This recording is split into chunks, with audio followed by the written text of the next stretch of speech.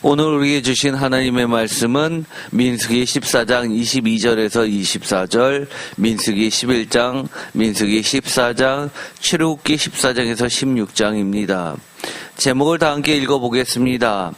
10번이나 하나님을 시험하고 하나님의 말씀을 순종하지 않는 하나님을 멸시하는 성도들 2부. 아멘. 우리가 지난 주일날 했었던 것 중에서 총 10개 중에서 3가지를 했고, 오늘은 그 뒷부분인 4번째부터 7번째까지를 할 겁니다. 그리고 다음 주 수요일은 맨 마지막에 있는 8번째부터 10번째를 하도록 하겠습니다. 우리가 지난번에 10번이나 하나님께서 말씀하신 바를 거역했다라고 하는 것이 산술적 10번이 아니라고 말씀을 드렸습니다. 열손가락이 다 차서 더 이상 셀 수 없을 정도로 수많은 것을 말한다고 했습니다. 어떻게 보면 수만 번, 수천 번이 될 수 있겠죠.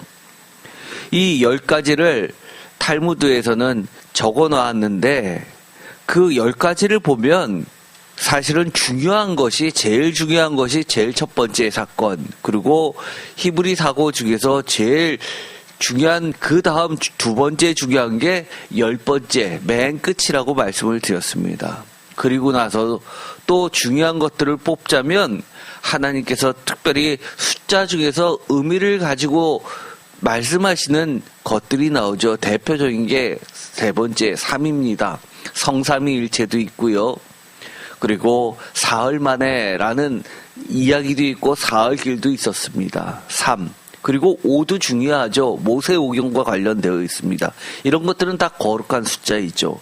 거룩한 숫자 중에서 또 대표적인 게 안식일, 안식년, 그 다음에 희년, 이런 것과 관련된 바로 7과 관련된 숫자입니다.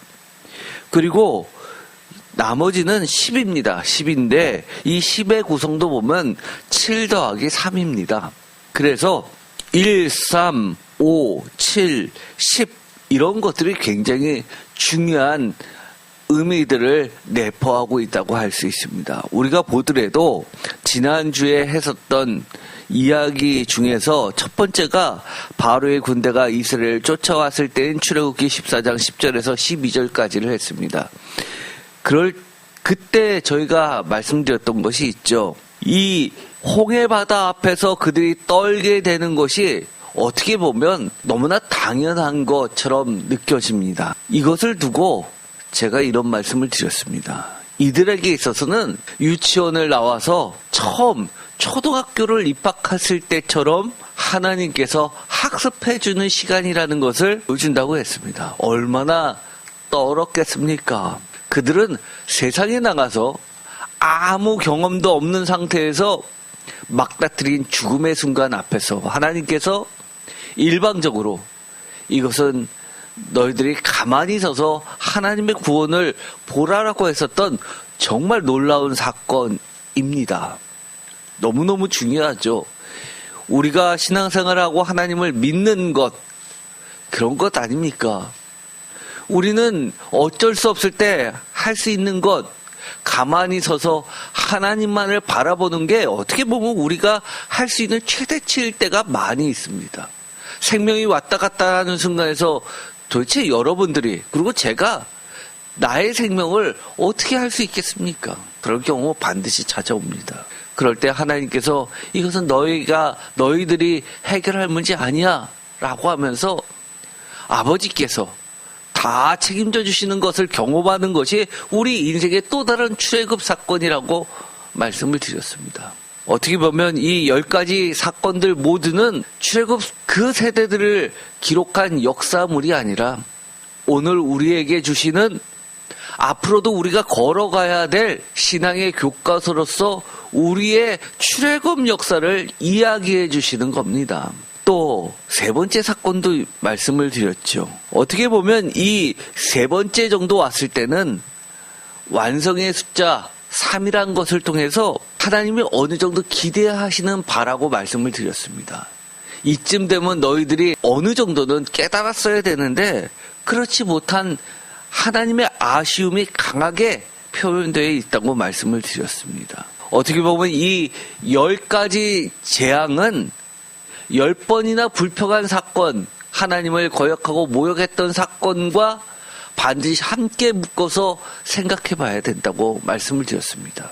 이들의 말을 통해서 보면 10가지 재앙이 이집트 사람들에게 내려진 하나님의 재앙, 표면상으로는 그렇지만 실질적으로는 10가지의 애굽 재앙이 아니면 이들은 결코 함께 나오지 않았을 사람들이었다는 겁니다. 10번의 재앙을 통해서 그들이 조금씩 하나님을 믿게 되고 신뢰하게 되고 자신의 죄악된 종의 종로를에 묶여진 삶을 뛰쳐나올 수 있었던 그 필요했던 시간이었다는 것을 알려주고 있습니다. 오늘 4번째 시간부터 할 겁니다. 그런데 보면은 좀 여러분들도 봤을 때 이상하다 하는 것들이 눈에 보입니다. 예를 들어서 2번째 마라에서 쓴물을 찾았을 때 물의 이야기죠. 그런데 6번째에서도 보면 출애굽기 17장 1절에서 4절 르비딤에서 목이 말랐을 때와 2번째에서 마라에서 쓴물을 찾았을 때 물에 관련된 이야기입니다. 그렇죠? 반복되는 것 같습니다.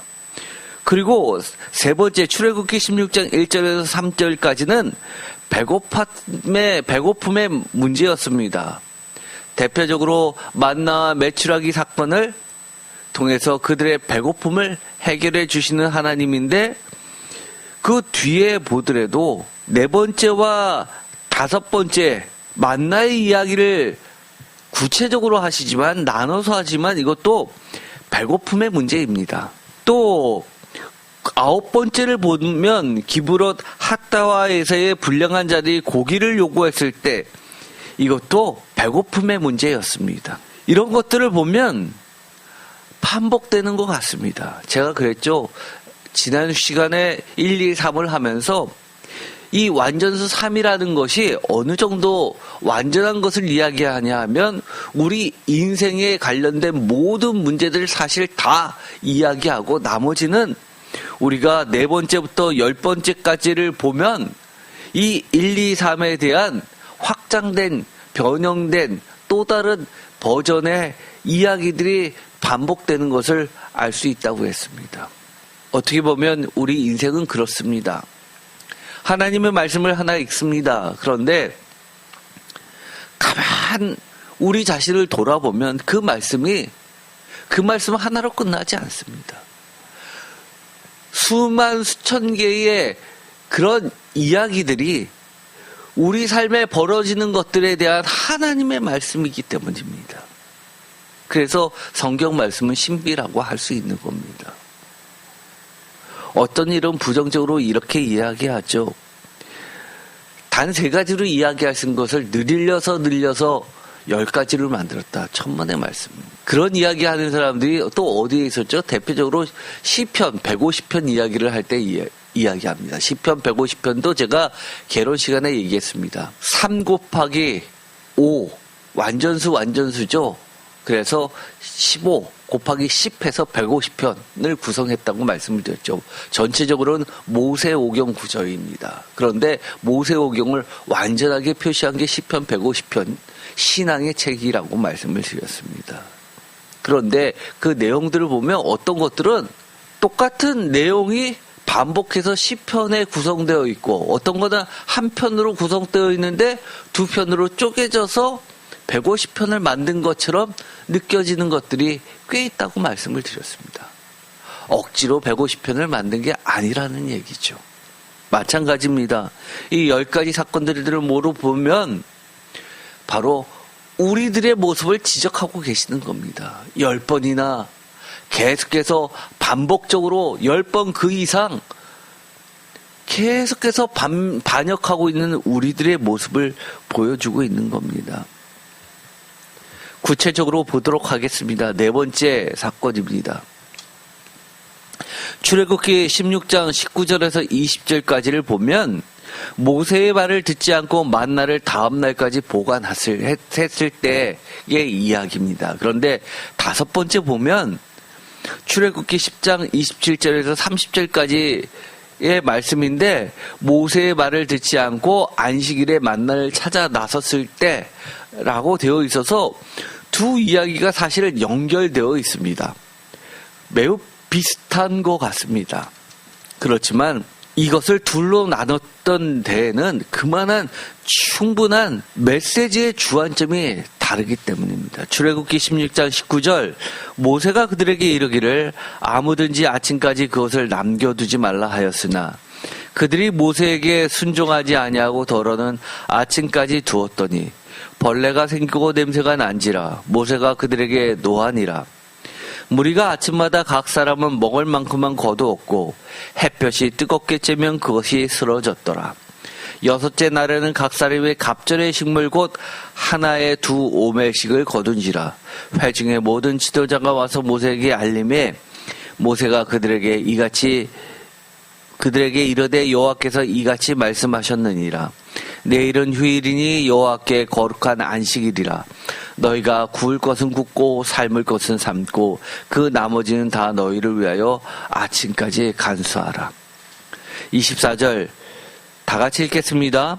그들이 모세의 명령대로 아침까지 간수하였으나 냄새도 나지 아니하고 벌레도 생기지 아니한지라. 아멘.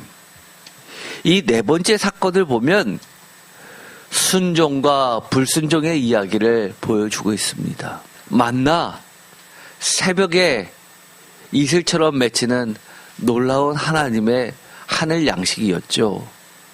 과자같이 맛있는 것이었습니다. 도대체 이게 뭐냐라고 해서 이름이 만나입니다. 만나라는 뜻은 이게 뭐지? 이런 뜻입니다. 그들이 지금까지 보지도 못했고 들어보지 못했던 정말 세상에서 만나보지 못했던 하늘 양식이라는 뜻이죠. 너무너무 맛있었습니다. 어떤 분들은 이렇게도 이야기합니다. 이것에 대한 20절에 보면 보관법 그리고 또 요리법도 나와 있는 성경이 참 신기하다고 이야기합니다. 마치 어떤 식당에서 셰프들이 할 때 그리고 우리가 물건을 살 때 식료품들 신선 제품을 살 때 반드시 표기되어 있는 것처럼 주의할 점 되어 있고 뒤에 보관법 그리고 요리법이 나와 있는 것처럼 그렇게 적혀 있는 게 성경에 있다는 것 자체가 너무 신기하다고 이야기합니다. 먼저 볼까요? 보관법이 뭡니까? 20절에 보면 벌레가 생기고 냄새가 나서 아침까지 두었지만 그것이 이용 불가능한 것이 됐다고 이야기합니다. 보관법은 무엇입니까? 딱 하나입니다. 하나님의 말씀에 순종하는 겁니다. 이것을 놓치면 안 됩니다. 지금까지 10번의 애굽 제약을 통해서 이스라엘 백성들에게 가르쳐 주신 하나님의 메시지와 동일한 겁니다.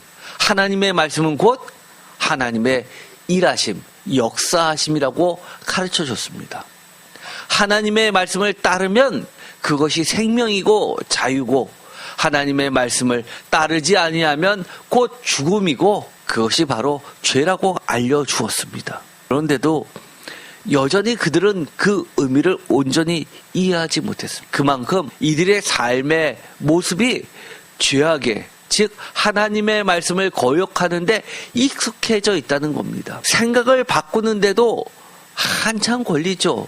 여러분들 안 그렇습니까? 저도 그렇습니다. 내 생각을 하나님의 생각대로 별로 생각을 안 해도 하나님의 생각대로 하나님의 마음대로 착착착착 진행이 되면 얼마나 좋겠습니까? 그런데 내 생각이 뭐죠? 태어나서부터 세상에서 교육받고 익히고 했었던 그 세상의 방식대로 계속해서 관성의 법칙처럼 가다 보니까 아차할 때가 너무 많습니다. 20절 그들이 모세에게 순종하지 아니하고 함으로써 보관법 가장 제1순위를 놓쳐버리고 맙니다.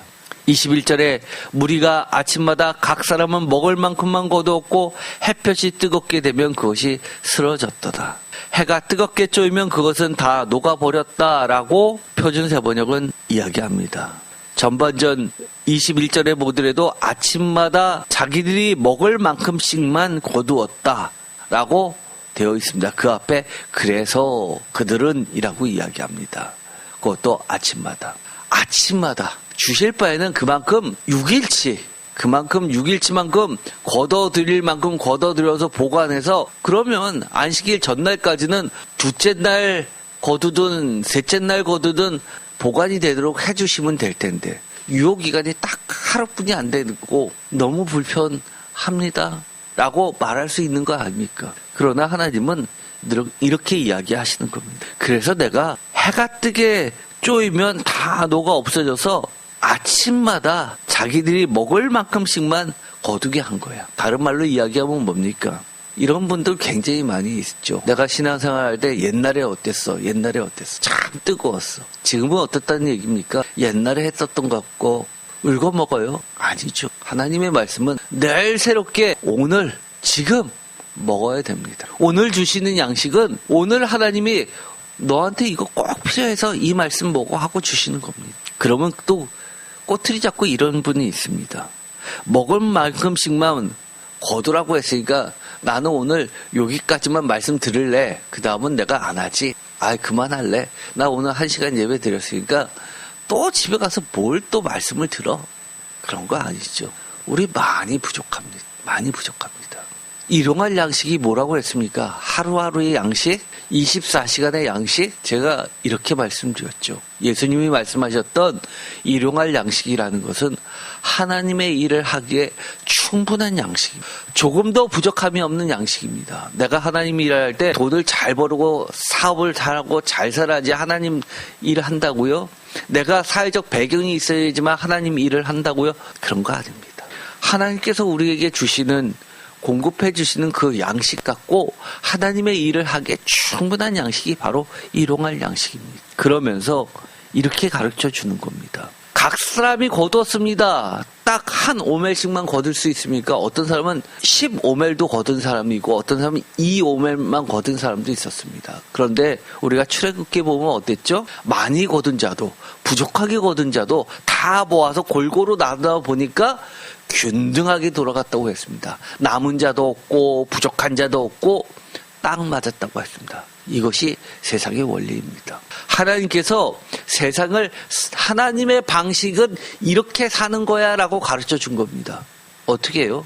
너가 얻게 된 여러 가지 배경, 업적들 누가 준 거니? 하나님이 준 거야. 그러면 그 하나님이 준 것을 가지고 골고루게 세상에 하나님의 진리가 가득 편만히 펼쳐지도록 그걸 갖고 너가 함께 나눠주는 거야 라고 이야기하는 겁니다. 너 거 아니야 라고 이야기합니다.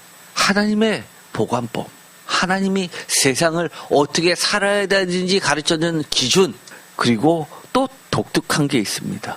23절에 보면 너희가 구울 것은 굽고 삶을 것은 삶고 요리법까지 나오죠. 신기합니다. 정말 신기합니다. 이게 뭡니까? 구울 것은 굽고 삶을 것은 삶고 다양하다는 겁니다. 여러분의 니들을 욕구를 충족시키는데 조금도 부족하지 않다라고 이야기하는 겁니다. 하나님의 말씀은 그렇습니다. 하나님의 말씀이 강단에서 선포됩니다.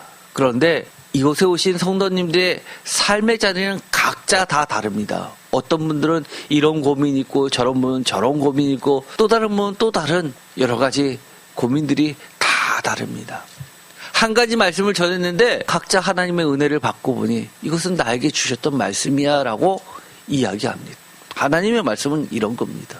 기대를 하고 오셨습니까? 하나님이 오늘 나에게 어떤 말씀을 주실까 기대하고 오셨습니까? 그 기대에 조금도 부족하지 않습니다. 부족한 사람들은 어떤 사람입니까? 하나님의 말씀에 대한 기대가 없는 사람, 소망이 없는 사람은 부족할 수밖에 없죠. 귀가 닫혀있기 때문입니다. 마음이 닫혀있기 때문입니다. 간절히 하나님의 말씀을 통해서 하나님 만나기를 소망하십시오. 그러면 하나님의 말씀은 각자의 삶에서 조금도 부족함이 없습니다. 나이가 많아야지만 이해되는 것 아닙니다. 똑같은 설교를 해도요, 어린 학생이 들어도 하나님이 움직여 주십니다. 그래서 요즘에는요, 초등학교부터 어른까지 함께 예배 드리려고 하는 그런 교회들이 점점점 늘어나고 있습니다. 옛날에는 어떻게 했죠? 초등학교, 중학교, 고등학교, 성인, 청년 예배를 다르게 드렸습니다. 그것이 우리한테는 정형화되어 있죠. 주일학교 예배, 성인 예배, 대학생 예배 다 다릅니다. 그런데 요즘에는 통합해서 드리고 가족끼리 다 같이 드리라고 하는 그런 예배 형태가 점점점 늘어나고 있습니다. 조금 더 하나님의 말씀은 부족함이 없습니다. 하나님의 말씀을 이해하는데 지식적으로 이해합니까? 아니요. 성령님이 이해시켜 주시면 되는 겁니다. 신앙이 깊어야지만 하나님 말씀이 이해돼요? 아니요. 초신자들도 왔는데 그 말씀이 나한테 바뀌는 경우 굉장히 많이 있습니다. 조금도 부족함이 없어요. 그런데 중요한 이야기를 합니다. 어떻게 보면 이것이 이들에게 걸림돌이 됐던 겁니다.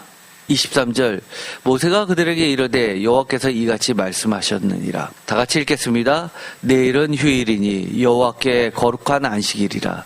너희가 구울 것은 굽고 삶을 것은 삶고 그 나머지는 다 너희를 위하여 아침까지 간수하라. 아멘. 앞뒤말이 잘 안 맞는 것 같습니다. 내일은 휴일이니 여호와께 거룩한 안식일이라. 그 뒷부분에 굳이 얘기하려면 이 얘기는 무엇입니까? 여호와께 거룩한 안식일, 여호와를 위한 날이라고 생각합니다. 그러면 뒤에 이렇게 이야기해야 맞죠? 그 나머지는 다 여호와를 위하여 아침까지 간수하라. 그런데 뭐라고 이야기하냐면 다 너희를 위하여 간수하라고 합니다. 하나님은 기본적으로 우리를 위해서 모든 것을 준비해 주십니다. 파라오처럼 피정복 백성들을 핏바라먹어서 지배함으로써 빼앗음으로써 내가 높아지는 게 아닙니다. 하나님은 우리의 아버지 되시죠. 우리들이 자유롭게 되고 풍요롭게 되고 존귀하게 됨으로써 하나님은 배부르시고 기뻐하시는 그런 아버지 같으신 하나님입니다. 그런데 그렇다 하더라도 넘지 말아야 될 선이 있습니다. 뭐요? 내일은 휴일이니 여호와께 거룩한 안식이라. 내일은 휴일이니 놀러 가야 되는 날이라라고 이야기합니까? 너희들 하고 싶은 대로 하라라는 날입니까? 아니요. 여호와께 거룩한 안식일에서 안식일을 지킬 준비를 하라는 겁니다. 하나님께 예배드리는 것, 하나님을 위하여 준비하는 모든 것이 다 누구를 위한 겁니까? 결국은 다 하나님이 우리 잘 되라고 하시는 겁니다. 아우 정말 교회 다니면 피곤해서 점점점 피곤해서 못 다니겠어. 이런 소리 하지 맙시다. 다 하나님은 우리의 필요를 그 누구보다 아시기 때문에 다 준비해 주시는 겁니다. 여호와께 거룩한 안식일 날 꼭 휴일 아니어도 상관없지 않아요. 수요일도 마찬가지 아니에요. 여호와께 거룩한 안식일 특별한 날 주일은요. 하나님을 위해서 온전히 바쳐지는 날입니다. 삶의 형태가 다양해졌습니다. 오늘날에는 여러 가지 삶의 형태가 있죠. 그러나 영적으로 여호와께 거룩한 안식일, 즉 여호와께 거룩한 시간으로 우리가 떼어놓는 것 자체가 예배가 되는 겁니다. 그러기 위해서 22절에 여섯째 날에는 각 사람이 갑절의 식물 곧 하나에 2 오멜씩 거둔지라. 하나님께서 알아서 3일 먼저 앞서 가시면서 돌보시는 하나님을 보게 됩니다. 그런데 5번째 가니까 5번째 거역의 핵심이 이겁니다. 출애굽기 16장 25절 모세가 이르되 오늘은 그것을 먹으라. 오늘은 여호와의 안식일인즉 오늘은 너희가 들에서 그것을 얻지 못하리라. 하루가 지나서 안식일이 되었습니다. 안식일 거룩한 휴일이죠. 26절 엿새 동안은 너희가 그것을 거두되 7째 날은 안식일인즉 그날에는 없으리라 하였으나 27절 7째 날에 백성 중 어떤 사람이 거두러 나갔다가 얻지 못하니라. 우리가 신앙생활 할 때 꼭 이런 사람 있죠. 하지 말라는데 굳이 하는 사람이 있습니다. 그러자 이렇게 이야기합니다. 28절 다 같이 읽겠습니다. 여호와께서 모세에게 이르시되 어느 때까지 너희가 내 계명과 내 율법을 지키지 아니하리라. 표준세번역으로도 읽어보겠습니다. 그때 주께서 모세에게 말씀하셨다. 너희가 언제까지 나의 명령과 나의 지시를 지키지 않으려느냐. 아멘. 명확하게 의지를 보신 겁니다. 어떤 의지요? 하나님의 지시를 지키지 아니하려는 그들의 악한 의지를 보신 겁니다. 이것이 죄악이죠. 딴 게 죄악 아닙니다. 하다 보니 정말 하나님을 잘 섬기시고 싶은데 잘 뭘 몰라서 실수하는 것을 이야기하시는 것 아닙니다. 나의 지시를 지키지 아니하려는 그들의 죄악된 본성을 지적하고 계십니다. 어느 때까지라고 하는 것은 지금까지 계속 그래왔다는 것을 전제하고 있죠. 내 계명과 내 율법을 지키지 아니했던 그들의 삶의 모습 그대로를 여실히 드러내는 사건이 바로 무슨 사건이라고요? 5번째 사건이라는 겁니다. 모세오경의 5를 들어서 5번째 사건에 굳이 이것을 나타내는 게 뭡니까? 다른 게 아니죠. 본질을 이야기하고 있는 겁니다. 어떤 본질이요? 안식일에도 안식일이 뭡니까? 왜 예배드리라고 했습니까? 이겁니다. 내 계명과 내 율법을 지키게 하기 위해서 안식일을 주신 것이죠. 예배드리게 하신 겁니다. 그런데도 불구하고 예배가 뭐죠? 모세, 오경, 토라 말씀 아닙니까? 그거를 5에다 굳이 넣으신 겁니다. 5번째 사건은 예배와 관련된 이야기입니다. 하나님의 말씀과 관련된 이야기입니다. 그들은 이렇게 생각합니다. 아유, 하나님만 잘 섬기면 뭐 다 해결해줘? 그래도 우리가 해야 될 것들이 있지. 좌우를 다 살펴보더라도 아유, 하나님만 잘 섬긴다고 하는 저 사람들 삶처럼 내가 살려고 그러면 난 못 살아. 그러나 하나님 안 믿어도 잘 나가는 사람들 많잖아. 저 사람들도 다 부러워할 거야. 돈 많고 뭐하고 하나님 앞에 갔을 때 인정해 주실 것 같습니까? 그렇지 않죠. 우리는 어떤 사람입니까?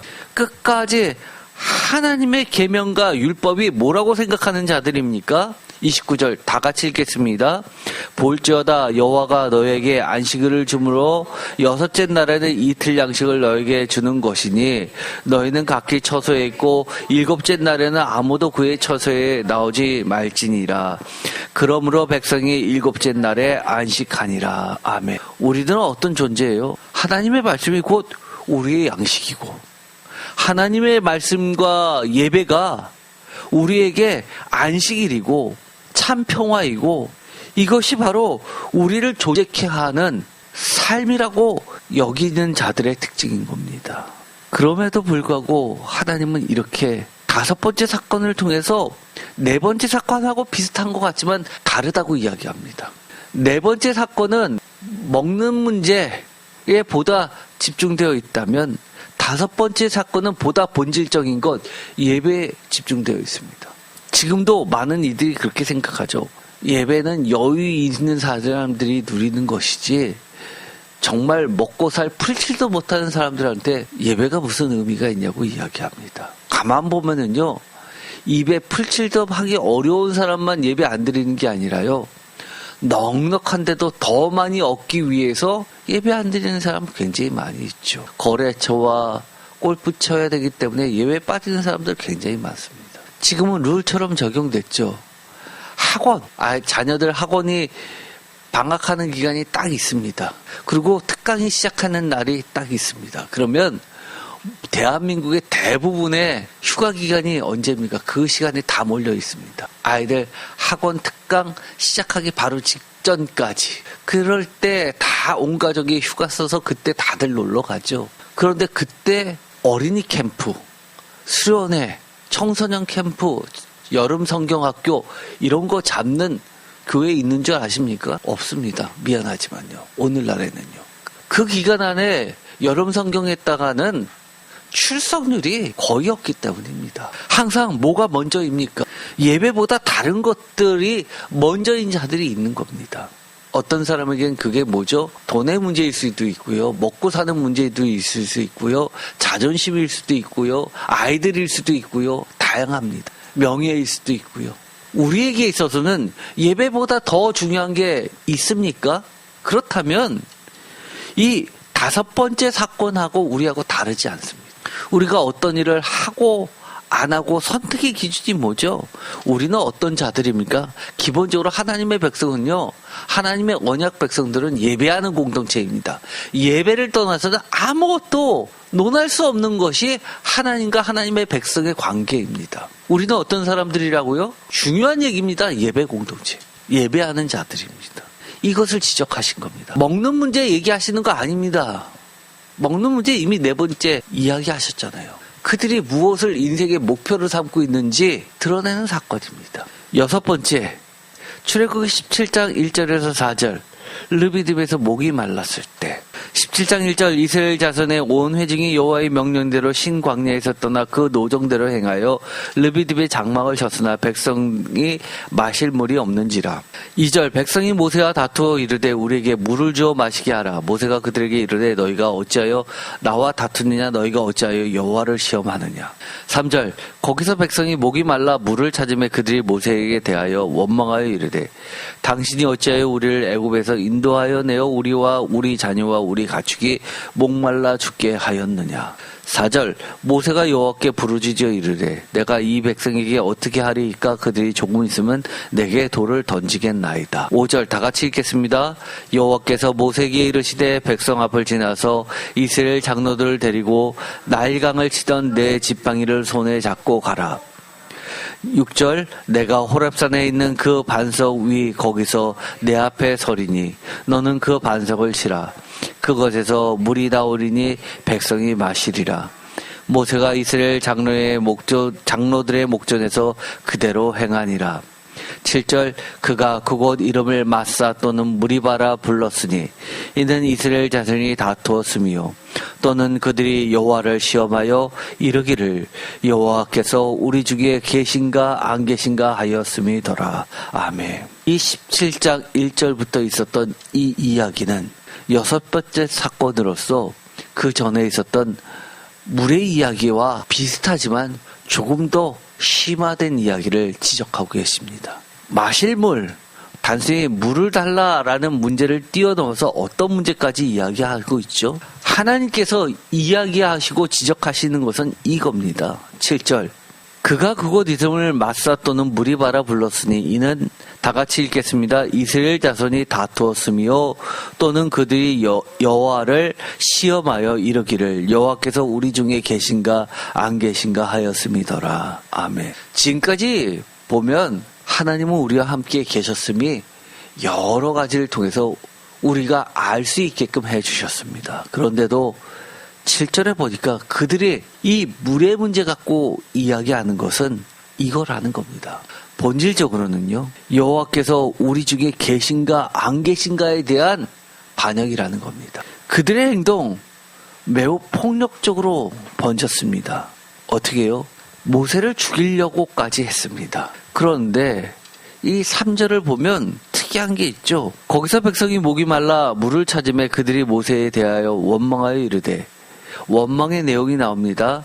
당신이 어찌하여 우리를 애굽에서 인도내어서 우리와 우리 자녀와 우리 가축이 목말라 죽게 하느냐. 아멘. 여기서 특이하게 뭐가 들어가 있습니까? 가축이 목말라 죽게 하느냐. 가축 이야기도 들어가 있습니다. 애굽에서 출애굽하려고 했을 때 바로가 이렇게 이야기하는 장면이 나옵니다. 나중에 허락은 하죠. 가서 예배를 드리고 와라. 조건을 붙입니다. 예배 드릴 사람만 가고 자녀와 가축은 두고 가라. 그 이야기는 뭡니까? 부인과 자녀와 가축들은 애굽에 있으면 그들이 돌아올 수밖에 없는 볼모가 되기 때문입니다. 그러자 모세가 안 된다고 이야기합니다. 목까지 이야기하면 가축까지 다 데리고 가야 된다고 합니다. 그러면서 모세가 했던 말 기억나십니까? 뭐라고 그랬죠? 정말 들었을 때 그게 답변인가 싶을 정도의 말을 합니다. 어떤 말이었냐면 안 됩니다. 다 데리고 가야 됩니다. 왜냐하면 하나님께서 예배하는 곳에 도착해서 예배를 드리려고 할 때 어떻게 어떤 재물을 가지고 예배를 드려라 라고 할지 모르기 때문에 가축들까지 다 데리고 가야 된다고 이야기합니다. 그게 말이 됩니까 사실? 어떤 소, 어떤 양을 잡아서 하나님께 드려라 라고 할지 모르기 때문에 일단 다 가져가야 된다는 겁니다. 우리 보통 어떻게 하죠? 하나님께 예배를 드리러 간다 그러면 하나님께 드릴 양을 선택해서 그것만 갖고 가서 예배 드리고 오면 됩니다. 그런데 이렇게 이야기합니다. 하나님이 미리 정해주시지 않았기 때문에 하나님이 지정했던 곳까지 간 다음에 그때 하나님이 말씀하시면 하나님의 뜻대로 해야 되기 때문에 지금 우리는 선택할 수 없으니까 다 데리고 가야 됩니다. 라고 이야기합니다. 그러니까 바로가 거절하죠. 또 다른 하나님의 마지막 재앙이 내리게 됩니다. 결국 두 손 두 발 다 들게 돼서 그들이 가축까지 나오는데 가축만 나오게 하십니까? 하나님이요? 또 더더욱이 이런 얘기까지 하세요. 주위에 있는 애굽 사람들에게 빌릴 수 있는 것을 다 빌리라고 이야기합니다. 꾸라고 합니다. 그게 꾸는 겁니까? 뺏는 거지요.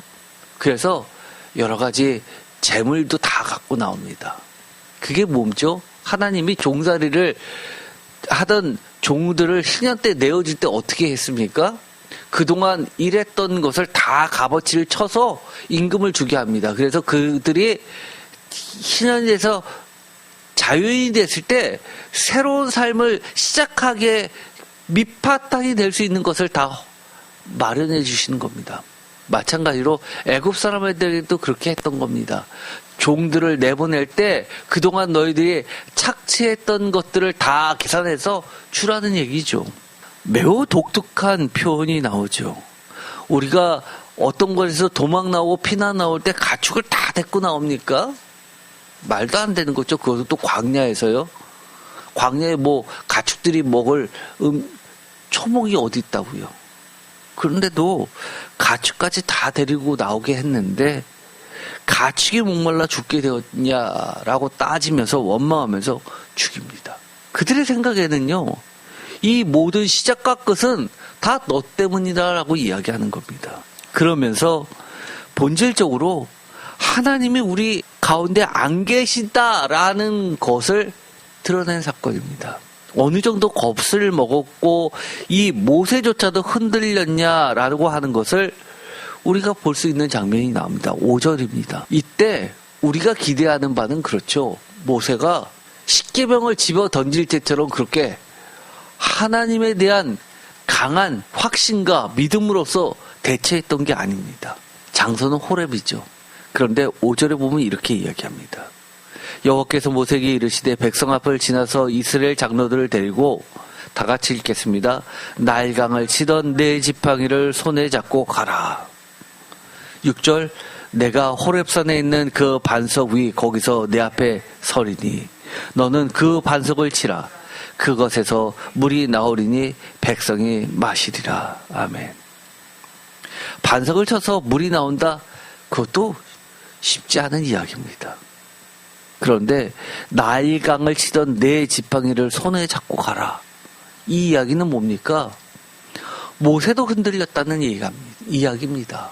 모세도 두려움에 떨었다는 이야기입니다. 바로 앞에 설 때 모세를 지탱시켜 주었던 하나님의 그 권능의 약속의 지팡이 믿고 있었는데 다시금 그 지팡이를 잡으라는 겁니다. 때로는 우리가 인생을 살아갈 때 많은 갈등이 있습니다. 어려워지면요 이런 생각 들죠.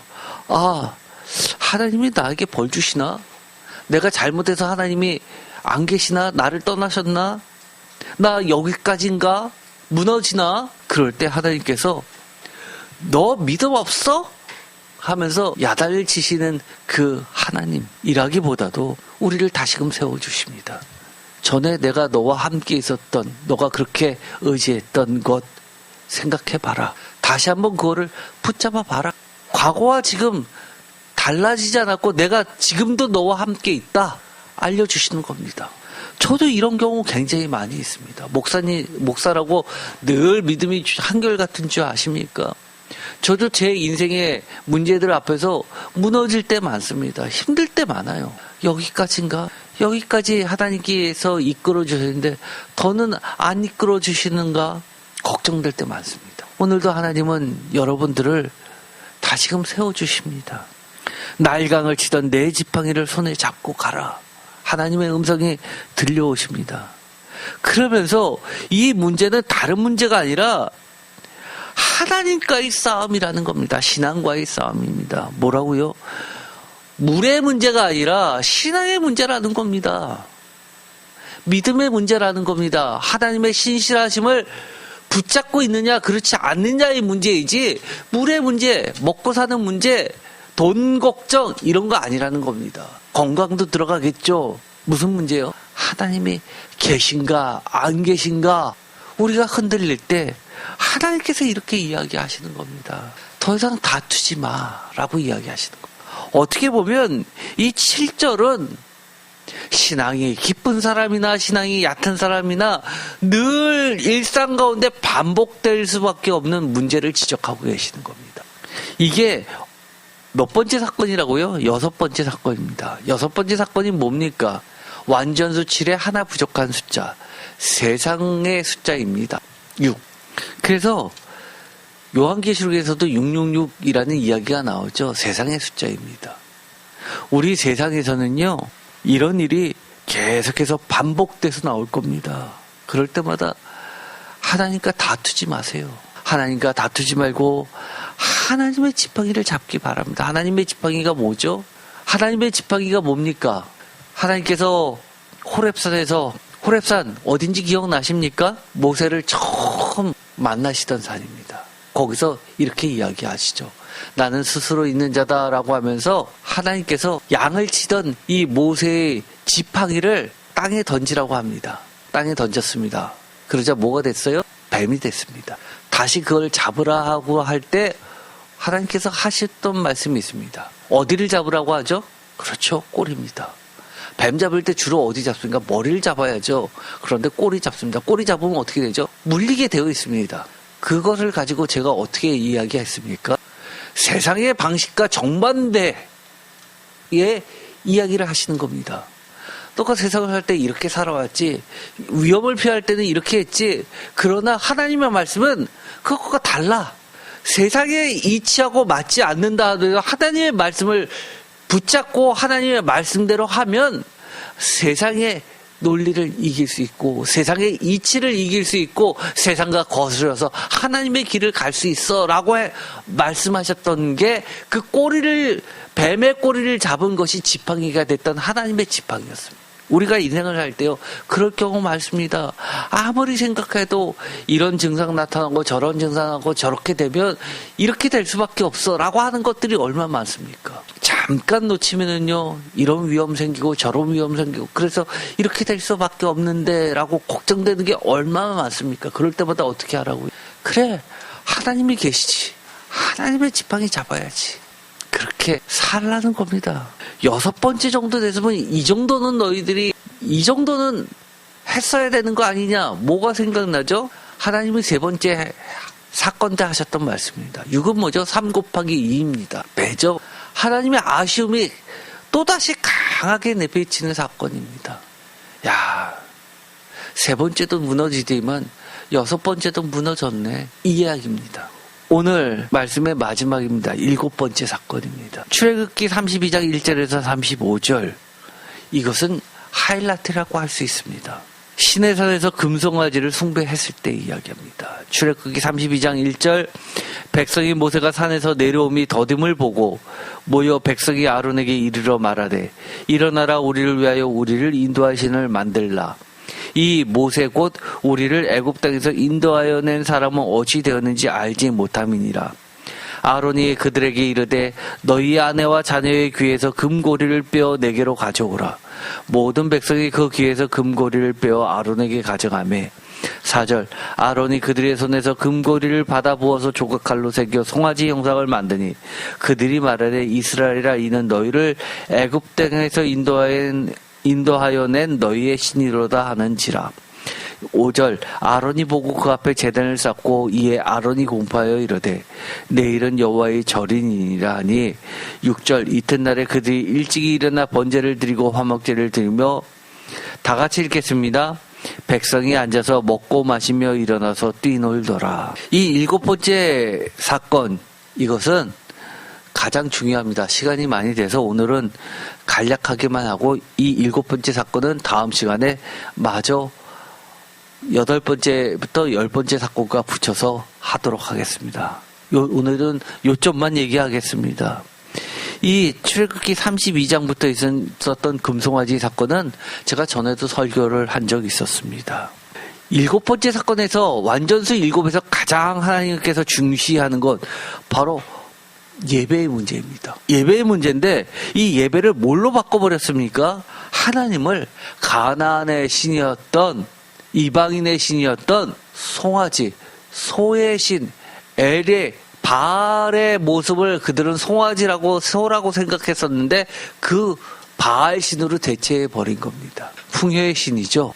예배 형태도 어땠냐 하면 일찍이 일어나 번제를 드리며 화목제를 드리고 백성이 앉아서 먹고 마시며, 여기까지는 뭐하고 비슷해요? 레위기에 보면 화목제와 비슷합니다. 뭐가 더 들어가 있냐면 일어나서 뛰놀더라 라는 말이 들어가 있습니다. 이것이 뭐가 틀리다고 그랬죠?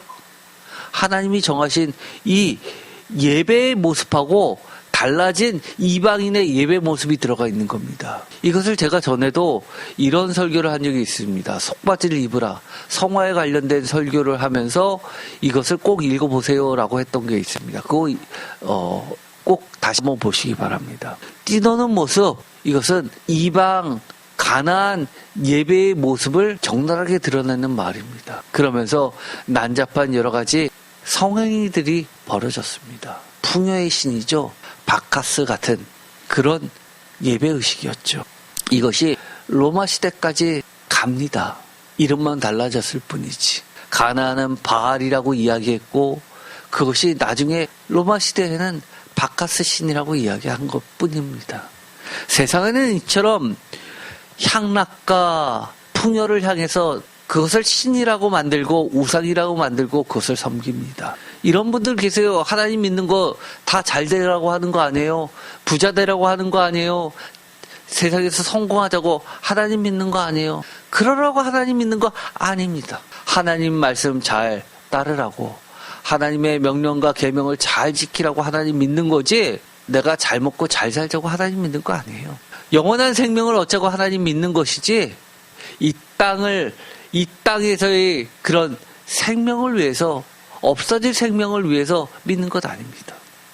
보다 자세한 건 나중에 하기로 하겠습니다. 그런데 여기서 또 지적되는 상황이 있습니다. 3절 다 같이 읽겠습니다. 모든 백성이 그 귀에서 금고를 빼어 아론에게로 가져가매. 4절 아론이 그들의 손에서 금고리를 받아 부어서 조각칼로 새겨서 송아지 형상을 만드니 그들이 말하되 이스라엘아 이는 너희를 애굽 땅에서 인도하여 낸 너희의 신이로다 하는지라. 아멘. 그들이 이야기합니다. 그들이 누굽니까? 출애굽을 경험했고 홍해를 갈라지게 해서 그 없던 길을 걸어왔던, 경험했던 신앙의 선배들입니다. 그들이 이야기를 하는 겁니다. 이는 너희를 애굽 땅에서 인도하여 낸 너희의 신이로다. 우리의 신이로다라고 하지 않고 너희의 신이다라고 하는 것은 하나님이 일부러 그렇게 써놓으신 겁니다. 예수님이 말씀하시는 거하고 비슷합니다. 어떤 거요? 예수님이 바리새인들과 이야기할 때 너희의 조상이라는 말을 합니다. 하나님의 백성, 하나님의 예수님의 제자들, 우리하고는 분리를 하죠. 하나님을 믿는다고 하지만 하나님을 다른 것으로 대체해버리는 이들을 향해서 너희라고 하면서 철저히 분리를 하십니다. 너희는 우리가 아니야, 너희야 라고 분리를 하십니다. 그들은요, 지금까지 하나님을 믿는다고 하고 하나님을 따라 나왔다고 하고 출애굽을 함께 건넜지만 여전히 그들의 귀에는 뭐가 있었어요? 너희 아내와 자녀의 귀에서 금고리를 빼어 라고 이야기합니다. 금고리가 뭡니까? 귀에 있는 귀걸이의 금고리, 오늘날에는 모양으로 하죠. 장식품이죠. 그 당시에는 뭐였습니까? 고대 사회에서의 그것은요, 호신용 우상들이었습니다. 그것을 몸에 부착했었던 거죠. 드라빔이 고각에서 발견되었는데 사이즈가 굉장히 큰 것도 있지만 굉장히 작은 것도 있습니다. 다양합니다. 주로 금고리는 이처럼 귀에다 꼭 아예 부착을 함으로써 이 우상이 나를 지켜주는 것이라고 이야기를 하는 겁니다. 사실 귀에다가 구멍을 뚫는 것은 어떤 뜻입니까? 영원한 종이라는 뜻입니다. 예를 들어서 히브리 종이 신년이 돼서 자유인이 됩니다. 풀어집니다. 그런데 자녀와 또 부인은 여전히 주인의 종으로 남아있을 때는 이 자유인이 된 종이라 하더라도 주인한테 찾아가서 이렇게 이야기합니다. 저는 아내와 자식들을 너무너무 사랑하기 때문에 영원히 당신의 종으로 살겠습니다 라고 할 때 귀를 뚫어버립니다. 송곳으로요. 그리고 표시를 하죠. 영원한 종의 표시를 합니다. 특별히 이 우상들을 작게 만들어서 귀에다 꼽는 것은요, 장식품이 아니라 내가 이 우상의 영원한 종입니다라는 표시이기도 합니다. 그들이 지금까지 올 때, 언제까지요? 7번 완전하게 왔을 때조차도 그들은 여전히 우상을 섬기는 자들이라는 겁니다. 7번째 사건은 그래서 중요한 겁니다. 7번째는 안식일은 7과 관련되어 있는 숫자입니다. 7하면 온전히 하나님께 예배를 드리고 창조도 7일에 걸쳐서 해서 더 이상 나쁠 것이 없을 정도로 심히 좋았더라라고 완전한 형태의 모습을 만들어야 되는 그 7번째에 그들은 철저하게 하나님을 우상으로 대체해버린 완전히 타락한 모습을 보여주는 겁니다. 이 금송아지 사건은 2번이나 기록이 되어 있습니다. 출애굽기와 민수기에 보면 토탈 2번에 걸쳐서 나오게 됩니다. 그때마다 하나님께서는 다시금 십계명을 허락해 주시면서 회복시켜 주십니다. 일방적으로요. 오늘은 여기까지 하겠습니다. 이것을 통해서 우리가 무엇을 깨달아야 될지요? 이것이 내 모습이구나.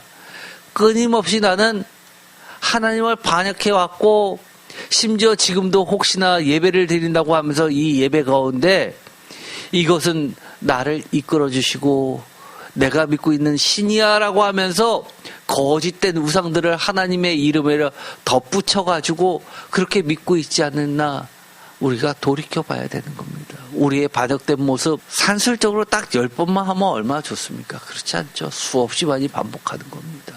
한번 돌이켜봅시다. 여전히 내 자녀와 내 아내가 하나님보다 더 중요하죠. 인간적으로 그렇습니다. 그러나 이들이 내 아내와 가축들이 마실 물이 없어서 모세를 죽이려고 하는 것에는 뭐가 빠졌기 때문에 그런 겁니까? 내가 그토록 살아가는 내 아내와 내 가축들과 내 자식들, 이들이 죽을 상황에 놓이더라도 나보다 더 이들을 살아가시는 하나님께서 우리와 함께 계셔서 내가 다 해주지 못하는 것까지도 하나님께서 책임져 주셔서 생명으로 이끌어 주실 거라는 하나님에 대한 신앙이 없기 때문 아닙니까? 그러면서 무슨 예배를 드린다고 합니까? 우리가 우리의 가족에게, 우리의 자식들에게 내가 해줄 수 있는 게 얼마나 됩니까? 사실 저는 별로 없어요. 내가 해줄 수 있는 것 너무나 작습니다. 그렇지만 지금까지 돌이켜보면 하나님께서는 너무나 큰 것을 우리 가족에게 해주셨습니다. 이 이야기는요, 하나님만 사랑하고 자식 사랑하지 말라는 얘기 아닙니다. 하나님만 사랑하고 부인, 남편 사랑하지 않아도 된다는 이야기 아닙니다. 뭐에 대한 신뢰에 대한 이야기입니까? 하나님께서 나를 더 사랑하신다. 하나님께서 내가 사랑하는 내 아내와 자녀들과 가축들도 하나님을 사랑하시고 그 누구보다도 나를 사랑하시는 그 하나님의 그 사랑과 신실하심을 믿으라는 이야기입니다. 같은 성경 말씀을 읽어도 우리가 많은 것을 오해하면서 성경 말씀을 읽습니다. 왜 그렇게 오해합니까? 딱 하나입니다. 아직까지도 하나님을 믿지 못하고 우상을 내 귀에서 빼지 못했기 때문입니다. 소중하게 간직해서 그 귀에 걸었던 호신용들을 다 긁어모아서 그 큰 금송아지를 만들 정도로 모였다라고 이 출애굽한 하나님의 백성들은 다 뭐라는 거예요? 여전히 하나님을 하나님으로 믿지 못하고 우상화하면서 믿었다는 얘기입니다. 우리 그런 것에서 본질로 돌아갔으면 좋겠습니다. 기도하고 마치겠습니다. 하나님 감사합니다. 우리가 하나님을 믿는다고 하면서 하나님이 우리를 죄악에서 출애굽시켜 주셔서 구원으로 인도하신다고 하면서 여전히 계속해서 하나님을 믿지 못하고 시험하면서 다투면서 예배의 본질까지도 잊어버리면서 하나님의 말씀을 반역하면서 하나님을 모욕하면서 오고 있지 않나 돌아보게 하여 주옵소서. 다시 한번 하나님의 말씀대로 하나님이 중시하시는 예배 공동체로서 예배하는 삶으로서 하나님과 교제하고 만나고 하나님만을 따라가는 백성 되게 하여 주시옵소서. 예수 그리스도의 이름으로 기도드립니다. 아멘.